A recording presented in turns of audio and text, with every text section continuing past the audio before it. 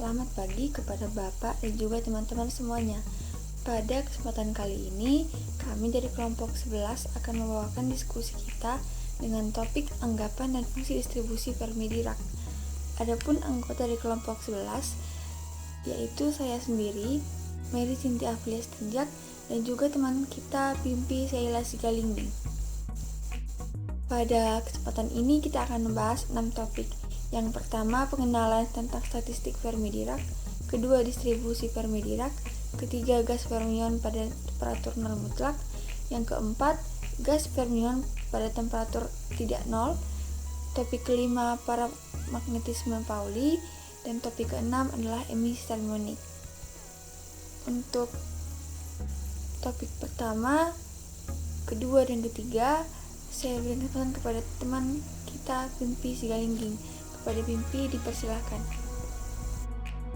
Baiklah, terima kasih kepada moderator. Di sini saya akan menjelaskan topik pertama mengenai pengenalan tentang statistik Fermi Dirac. Statistik Fermi Dirac atau FD dikembangkan untuk menangani asambel yang tersusun atas partikel dengan momentum angular bilangan bulat ditambah setengah. Contoh asambel yang dapat dianalisis dengan statistik Fermi Dirac antara lain elektron dalam logam, proton, neutron, dan bintang katai putih. Partikel yang taat asas statistik Fermi Dirac dinamakan dengan fermion. Sifat tersebut mendasari perumusan statistik Fermi Dirac. Yang pertama, karena taat larangan Pauli, maka sebuah keadaan energi hanya bisa ditempati oleh paling banyak satu gas fermion, atau dengan kata lain, fermion tak mau berkeadaan sama. Selain itu, sebuah fermion bersifat tak terbedakan dari yang lain. Topik kedua, distribusi Fermi Dirac. Nah, kita pandang asambel itu terisolasi yang terdiri atas n partikel fermion tak berinteraksi dengan energi total E. Dengan demikian, sebuah tingkat energi S terdiri atas Gs keadaan energi dengan energi dalam jangkauan epsilon S menghasilkan epsilon S menjadi d epsilon S. Konfigurasi yang diberikan bergantung pada jumlah partikel tiap pita energi Ns. Karena jumlah partikel dan total energinya konstan, maka dipenuhilah persamaan sigma S Ns sama dengan N. Sigma S Ns epsilon S sama dengan E besar.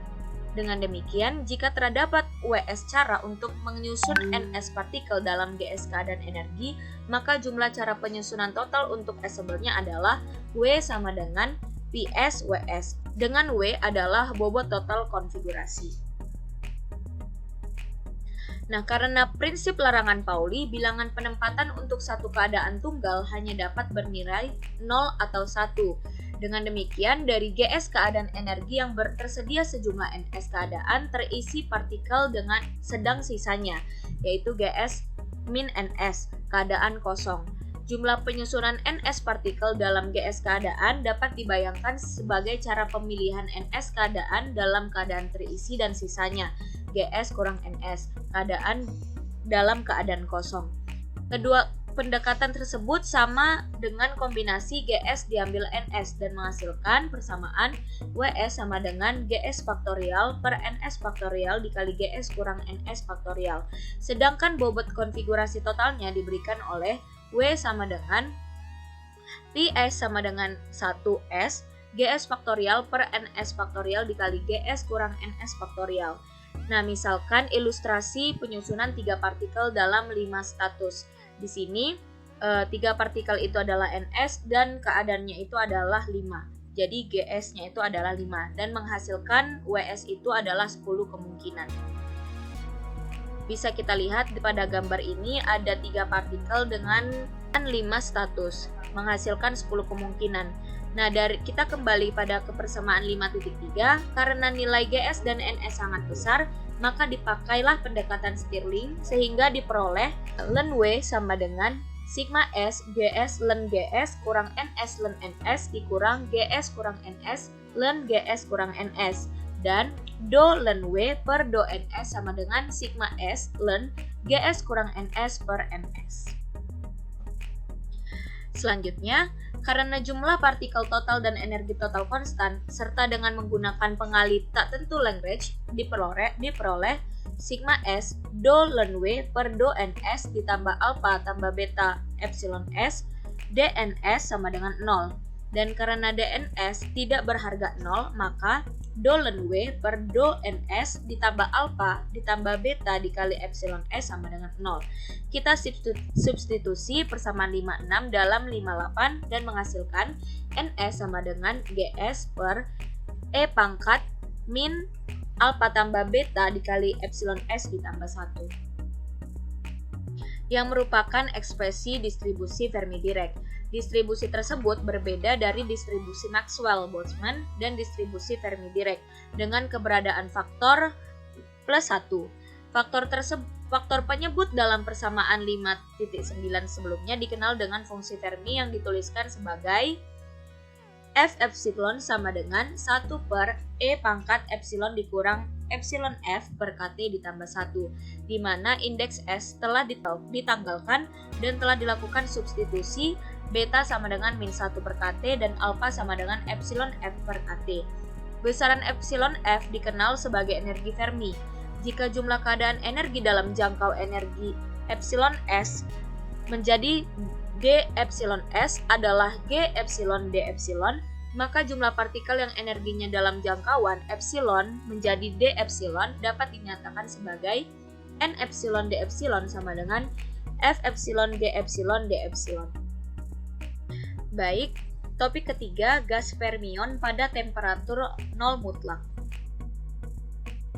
Pada T sama dengan 0 Kelvin, eksponensial epsilon kurang epsilon F per KT hanya mempunyai dua kemungkinan nilai, yaitu eksponensial epsilon kurang epsilon F per KT sama dengan tak terhingga jika epsilon lebih kecil dari epsilon F0 dan eksponensial epsilon kurang epsilon F per KT sama dengan tak terhingga jika epsilon lebih besar dari epsilon F0. Dengan demikian ada dua kemungkinan nilai fungsi Fermi, yaitu F epsilon sama dengan 1 jika epsilon lebih kecil dari epsilon F0. Lalu yang kedua, F epsilon sama dengan 0 jika epsilon lebih besar dari epsilon F0. Pada persamaan 512 menyatakan bahwa pada 0 mutlak semua keadaan energi dengan epsilon lebih kecil dari epsilon F0 terisi oleh elektron, sedang keadaan energi dengan epsilon lebih besar dari epsilon F0 kosong. Bentuk fungsi Fermi pada T sama dengan 0 Kelvin mengalami diskontinuitas pada epsilon sama dengan epsilon F0. Bisa kita lihat pada gambar, ini merupakan fungsi Fermi dalam temperatur 0. Selanjutnya, energi Fermi epsilon F0 adalah keadaan energi tertinggi yang masih ditempati fermion pada 0 mutlak. Untuk mendapatkan nilai epsilon F0, dihitung jumlah fermion total N pada T sama dengan 0 Kelvin. N sama dengan integral 0 menuju tak hingga N epsilon D epsilon sama dengan integral 0 menuju tak hingga F epsilon G epsilon D epsilon sama dengan integral 0 menuju epsilon F0 G epsilon D epsilon. Tetapi karena untuk satu keadaan dimungkinkan dua spin up dan down, maka nilai rapat keadaan fermion adalah G epsilon D epsilon sama dengan 4pi V dikali 2m per H kuadrat dipangkatkan 3/2 epsilon pangkat setengah D epsilon, sehingga diperolehlah epsilon F0 sama dengan H kuadrat per 2m dikali 3n per 8pi V dipangkatkan 2/3.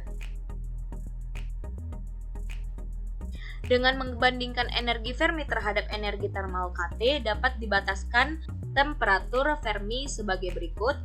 TF sama dengan epsilon F0 per K sama dengan H kuadrat per 2mK dikali 3n per 8pi V dipangkatkan 2/3. Nah, untuk gas fermion yang tersusun atas partikel molekul, temperatur Ferminya lebih rendah dibandingkan temperatur kamar. Dalam kasus ini, larangan Pauli pada distribusi energi sangat kecil efeknya pada temperatur tertentu. Hal ini terjadi karena selain pada energi terendah, bilangan penempatan rata-rata lebih kecil dari 1. Selain itu, pada gas tersebut, dengan epsilon dikurang epsilon F0 jauh lebih besar dari KT. Fungsi Ferminya lebih mendekati fungsi klasik eksponensial epsilon kurang epsilon F per KT. Dengan demikian, distribusi fermion menurut energinya pada temperatur ruang mendekati distribusi Maxwell-Boltzmann. Baiklah, saya kembalikan kepada moderator. Terima kasih. Terima kasih kepada Saudara Pimpi atas penjelasannya. Sekarang kita masuk ke topik yang keempat, yaitu gas fermion pada temperatur tidak nol. Karena tingginya temperatur Fermi untuk gas elektron dalam metal, maka dapat diharapkan bahwa kenaikan temperatur dari nol mutlak menuju temperatur ruang hanya akan mempengaruhi elektron yang energinya dekat dengan Fermi. Hal tersebut ditunjukkan bahwa pada gambar diambil asumsi bahwa nilai KT itu mendekati EF dan nilai fungsi Fermi dirajah dengan pendekatan pada 3 titik ekstrim. Distribusi yang sebenarnya dari elektron pada jangkauan E sampai E tambah DE adalah hasil kali fungsi Fermi dan kerapatan keadaan yang dinyatakan oleh persamaan NE/DE sama dengan FE/GD/DE. Pada nol mutlak, harga rata-rata berbagai perilaku elektron dapat dihitung dengan memanfaatkan fungsi Fermi pada T sama dengan 0 Kelvin, sehingga integrasi cukup dilakukan dari 0 sampai nilai EF 0.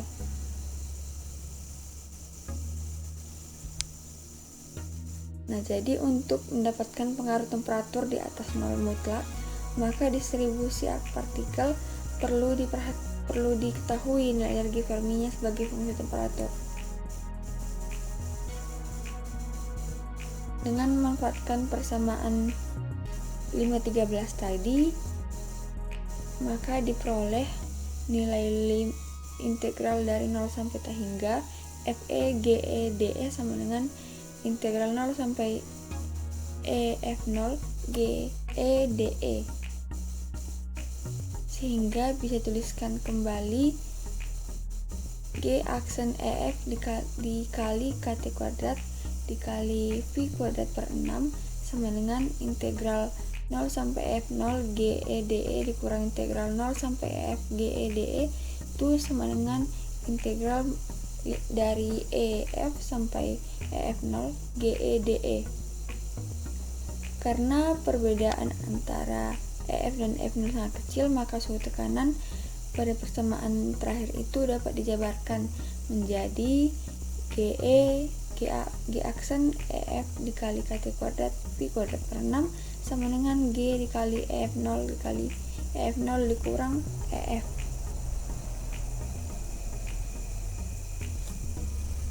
Karena nilai EF itu bisa sebanding sama dengan EF untuk nilai KT mendekati EF, maka dimungkinkan persamaan G aksen EF sama dengan batas bawah do E batas bawah do G sama dengan EF itu sama dengan setengah kali G EF per EF mendekati nilai sama dengan setengah G dikali EF0 per EF0,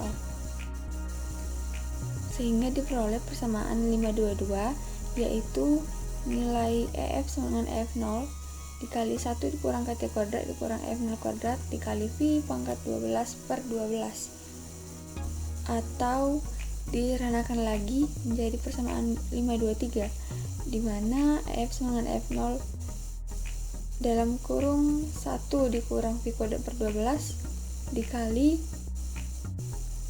T per TF kuadrat adalah suatu kenyataan bahwa faktor koreksi V kuadrat per 12 dikali dalam kurung T dikurang TF pangkat 2 itu hampir dapat diabaikan karena nilai T jauh lebih kecil dari TF. Untuk benda dengan TF sama 30.000 Kelvin, faktor koreksinya pada temperatur kamar adalah 8 kali 10 pangkat minus 5. Ini merupakan suatu harga yang cukup kecil. Kita masuk ke poin yang kelima, yaitu paramagnetisme Pauli. Nah, bila tidak ada medan magnet, tidak ada momen magnetik total yang diakibatkan oleh spin elektron. Nah, bila medan magnet H diterapkan pada metal, maka elektron yang memiliki momen spin magnetik searah dengan arah medan akan mendapatkan energi magnetik sebesar delta E sama dengan 2 mu B H. Kita anggap persamaan 524. Lebih kecil dari energi elektron yang momen spin magnetiknya berlawanan arah dengan medan magnet. Di sini mu B adalah magneton Bohr, yaitu momen magnetik yang diakibatkan oleh spin elektron. Dalam medan magnet, momen tersebut bisa searah atau berlawanan arah dengan medan. Karena perbedaan energi dari kedua keadaan spin, maka beberapa elektron dengan spin berlawanan arah medan akan merubah arah orientasinya sehingga jumlah elektron yang momen spinnya searah medan menjadi lebih banyak dari yang berlawanan arah.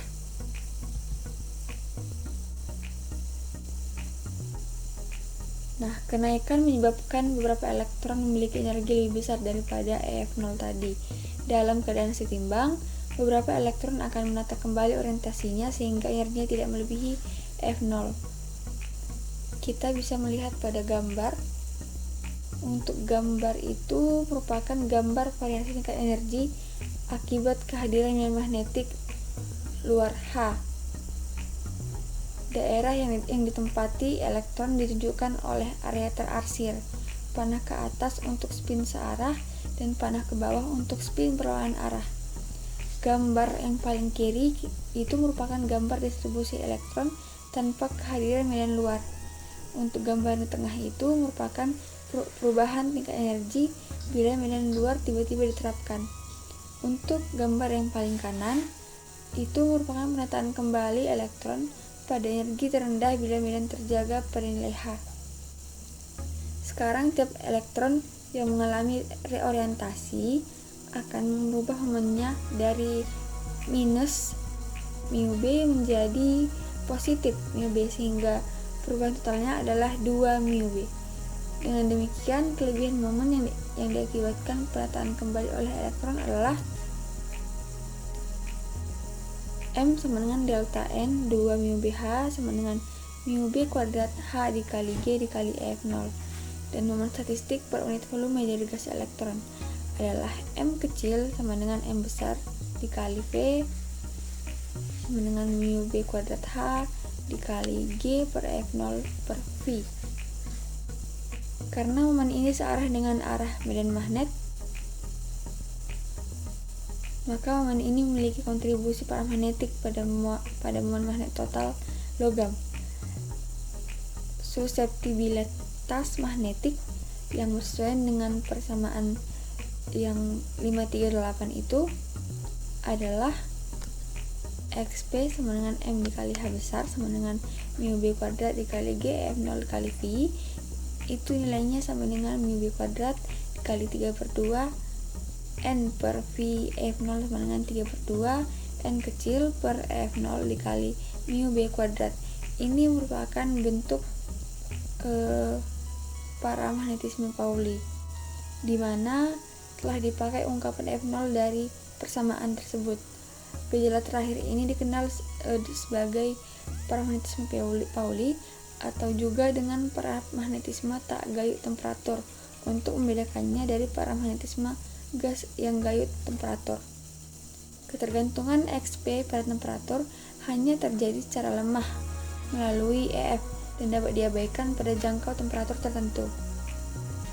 Perlu dicatat bahwa suseptibilitas XP ini tidak hanya memiliki kontribusi pada gas elektron, tapi juga memiliki kontribusi pada diamagnetisme sebesar sepertiga X yang muncul dari gerak translasi elektron di samping kontribusi dari inti.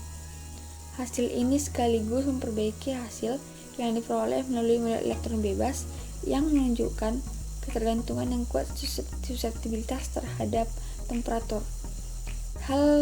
Hasil pengukuran yang menunjukkan ketergantungan yang lemah suseptibilitas terhadap temperatur menunjukkan bahwa elektron dalam gas harus ditangani dengan statistik Fermi-Dirac.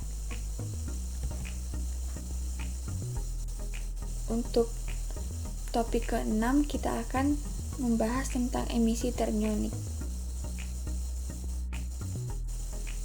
Nah, jadi seperti yang sudah diterangkan bahwa elektron dalam logam dapat dianggap berada dalam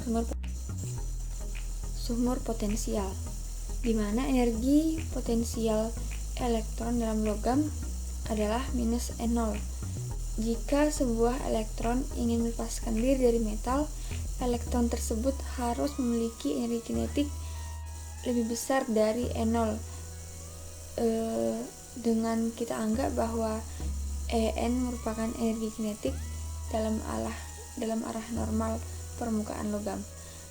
Perbedaan energi antara E0 dan EF dengan E0 adalah energi pada permukaan logam dikenal sebagai fungsi kerja logam dan dilambangkan dengan theta. Nah, misalkan bidang batas metal adalah Y dan Z, sehingga normalnya dalam arah X, sebuah elektron dengan energi En sama dengan setengah mv kuadrat X lebih besar atau sama dengan E0. Kita anggap persamaan 539 akan dapat meninggalkan logam dan berperan dalam emisi termionik. Berikut merupakan gambar untuk gambar yang sebelah paling kiri. Itu merupakan model yang disederhanakan, dan yang gambar paling kanan model yang sebenarnya dalam hal energi potensial elektron sebagai fungsi jaraknya terhadap bidang batas metal. Selanjutnya kita masuk ke contoh soal. Misalnya ada soal, hitunglah EF0 dan TF untuk bahan tembaga. Nah, untuk menyelesaikan soal ini, terlebih dahulu kita hitung rapat fermionnya dalam tembaga. Ini sudah ada di tabel ya sebenarnya, karena setiap bahan itu sudah punya ciri khas tersendiri. Tapi di sini kita akan buktikan kenapa di tabel itu bisa tertera segitu, begitu kira-kira. Nah, untuk rapat fermionnya sama dengan jumlah elektron valensi dikali rapat atom tembaga. Nah, jumlah elektron valensi dikali rapat atom tembaga itu sama dengan rapat massa per atom. Nah, kita lambangkan sehingga kita peroleh sama dengan 1 dikali 8,94 kali 10 pangkat minus 3 per 6,35 dikali 1,66 kali 10 pangkat minus 27. Hasilnya ini adalah 8,48 dikali 10 pangkat 28 meter pangkat minus 3. Karena tembaga memiliki satu elektron tunggal 4s di luar kulit dalam yang tertutup, berarti tiap atom tembaga menyumbang satu elektron bebas, atau dengan kata lain, rapat elektron sama dengan rapat atom.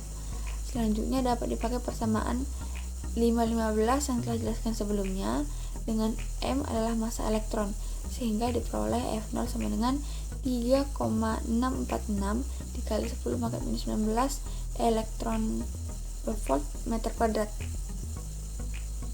dalam kurung N per V pangkat 2/3. Dengan memasukkan nilai N per V sama dengan 8,48 kali 10 pangkat 28 meter pangkat minus 3, diperoleh bahwa nilai EF0 itu sama dengan 7,04 elektron volt. Itu sama dengan yang ada di setiap tabel ya teman-teman. Nah, cukup sekian presentasi dari kelompok 11. Sekian dan terima kasih.